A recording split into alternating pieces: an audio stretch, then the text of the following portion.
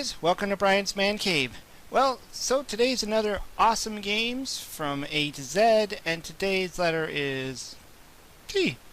Yeah, so I'm doing it in this format because I actually recorded this earlier, and on my phone, my iPhone, and I've been having a hard time getting it off the iPhone and onto my computer. Things are all kind of upside down. It's the time where we're dealing with this isolation with the COVID-19, and so I've been isolated in my house, and my setup has changed because I have my computer downstairs. It's just a mess right now. Anyway, so I'm just trying to make do with what I got. But anyways, I wanted to continue on with this series, and the letter T has some great games in it. So, like always, I want to start off with the Atari, and because I just like to start off with the earlier systems and kind of work my way up a little bit. But anyways, let's start off with the Atari. And so the first game I want to talk about is Taz. And Taz was a great game. Is a great game. And I was surprised to see it. I remember when I first bought it off the shelf. It was just a little bit later on. It was around the same time when a lot of the Atari games and Intellivision games were literally disappearing off the shelf. Nintendo was out. You just didn't find them in the stores very often. And I bought it brand new, sealed in some toy store that had a couple of Atari games still kicking around. And I didn't know this game existed, and I ended up buying it, and I thought, I bought it just purely off the cover and the name. I mean, I love Taz. The Tasmanian Devil, one of my favorite characters off of Looney Tunes. And, I saw the cover, I'm like, I have to have that game. I don't care if it's terrible or not.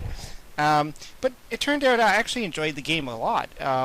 You're literally controlling Taz, who's like a whirlwind. You don't actually see him in his real form. You just see him as a whirlwind. And you're going up and down these like levels, and you're trying to grab the food as it comes from side to side into the screen. So you got like burgers, ice cream cones, and everything. Really fun, kind of an addictive style of game where it just increases and it gets faster and faster, and then it goes into this warp wave where things are just coming across the screen like this. And so it's all about how fast can you move. Sort of like a sideways version of Kaboom in a sense, where things just get really fast. But it does progress nicely. I mean, it starts off at a nice pace. You can go a couple of levels at a nice pace before it goes crazy. But definitely a good game for the Atari 2600 that I like to play. The next one I want to talk about is tennis. Now, it's a sports game. I like the occasional sports titles, and tennis is no exception. I mean, it's kind of like, just like if you were playing Pong, except, the paddles, instead of, going this way and this way, it's this way and this way. And you get to actually see the little people holding the tennis rackets and they swing. The graphics are okay. You can make it out what it is, but it's still a fun game. It's kind of like how I look at ice hockey for the Atari. And it's an Activision title, so it's relatively good for what it is. You don't have to, you need all the fancy graphics to play a good game of like Pong. But I think it's actually pretty decent, and it's a good two-player game. The next one, and I'm going to talk about this for the Atari, but I'm also going to talk about this for the Intellivision, and that's Tron Deadly Discs. Now, the Atari one's okay. I don't mind it. I've played it a few times. But I definitely grew up playing the Intellivision version, and they're both made by the same company, the Mattel Electronics company. At the time when they were making the games for the Intellivision, they also made some of them for the Atari because, the Atari was a popular system during the day, and a lot of these companies needed to make things for that system as well. But it's not bad. I mean, I know some people do actually prefer the Atari version better.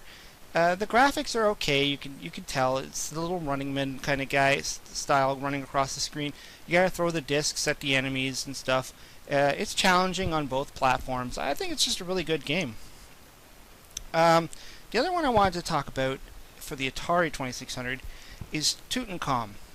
Now, this one it's an interesting title. I like what they did. I like what they tried to do. I respect the idea behind it. I believe it's Parker Brothers. It was produced by, but the game, like they try to do like a top-down style game where you're kind of navigating through sort of like a treasure trove of places and avoiding enemies and trying to get keys and stuff.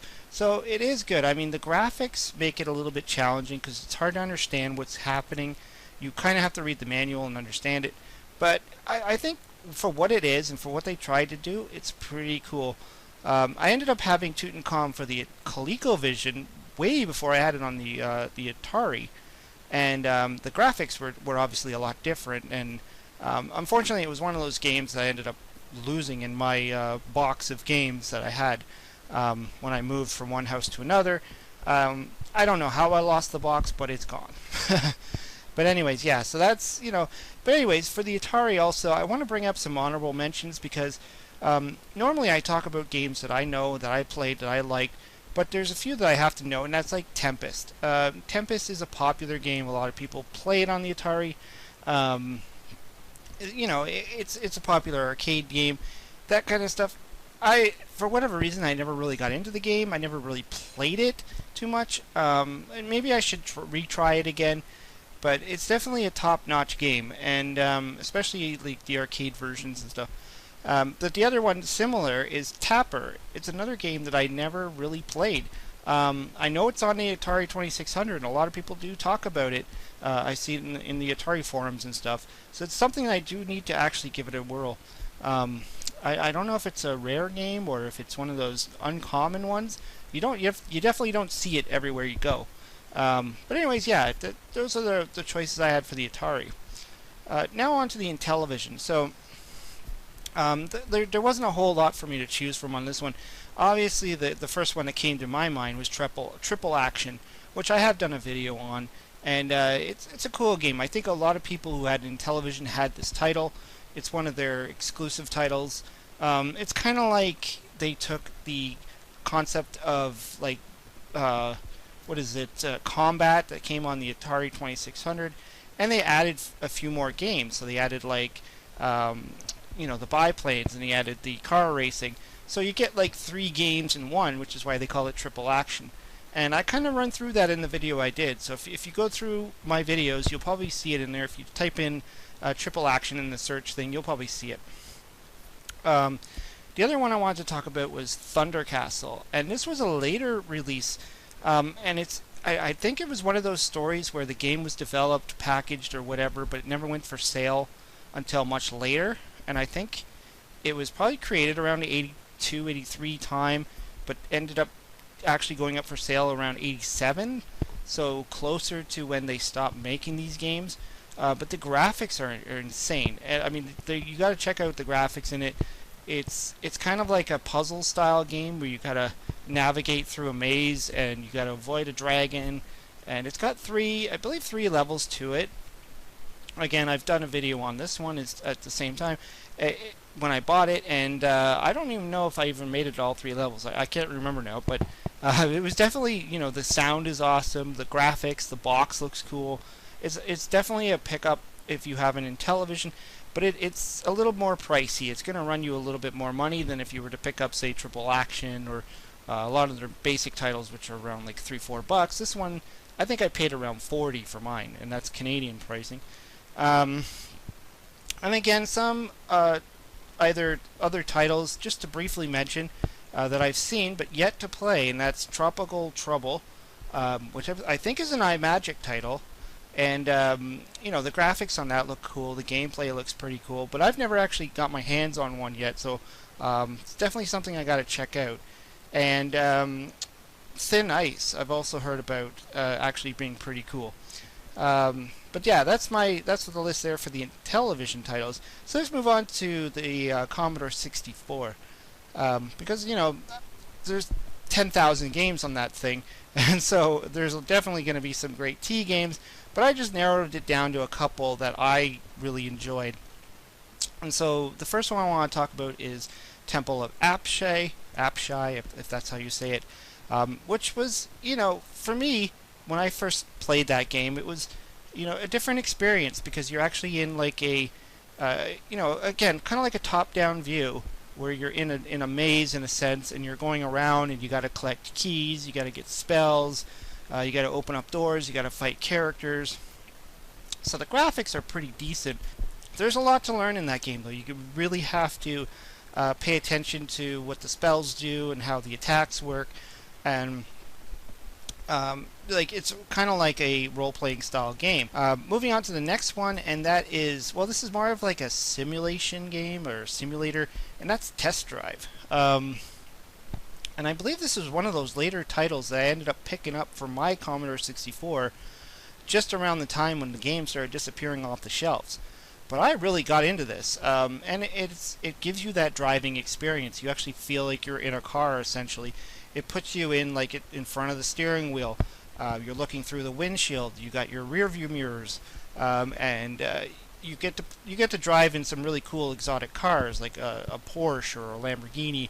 You actually get to choose the car you want to drive in, and it kind of simulates the driving experience. You're going up the mountain roads.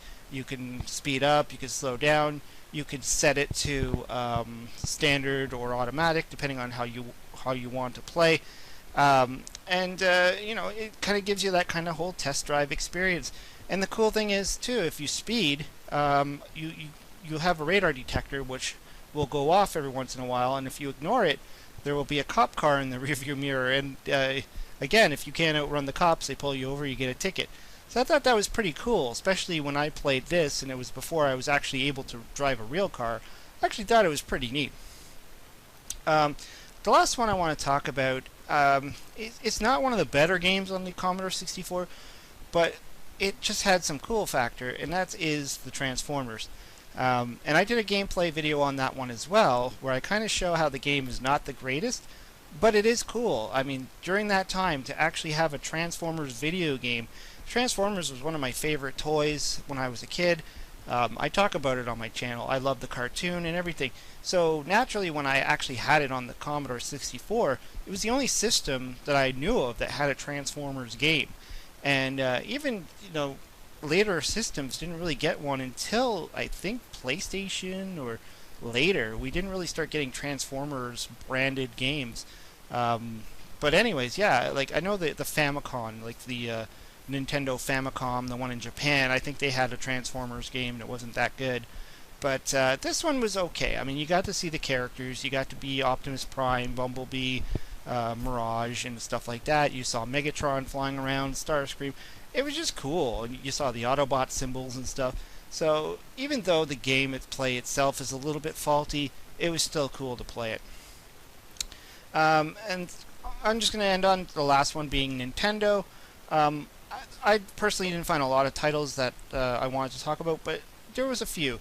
And so the obvious choice is Tetris. Now Tetris, well, you could play Tetris on a lot of systems anyways. It's not exactly an exclusive title to Nintendo, but Nintendo really put out a great Tetris game. And in fact, it was when I got my Nintendo, I think Tetris was the first game I actually purchased outside of having the Mario and Duck Hunt game that came with it. And so that was kind of cool alone, that I actually, you know, I think that game was why I really wanted a Nintendo. And in fact, I even remember before I bought mine, I remember renting Tetris, but it was the other one. It wasn't the Nintendo branded one. It was the other one. It had like the Russian stuff on it and stuff. It was kind of neat. I know I've seen that run around for sale. It's pretty expensive if you can get it. It had a 2-player mode to it. The blocks look a little bit different. But I remember renting that one. But the one I ended up getting was the typical Nintendo one that we're all used to. And of course it even came out on the Game Boy, and it's probably what sold the Game Boy. It was probably the best marketing decision ever, was to put Tetris with the Game Boy. The next one I want to talk about is Teenage Mutant Ninja Turtles. Again, I got that game, and I was totally into the Ninja Turtles cartoon. The movie obviously was out at the time. I loved the Ninja Turtles, so getting the game was awesome.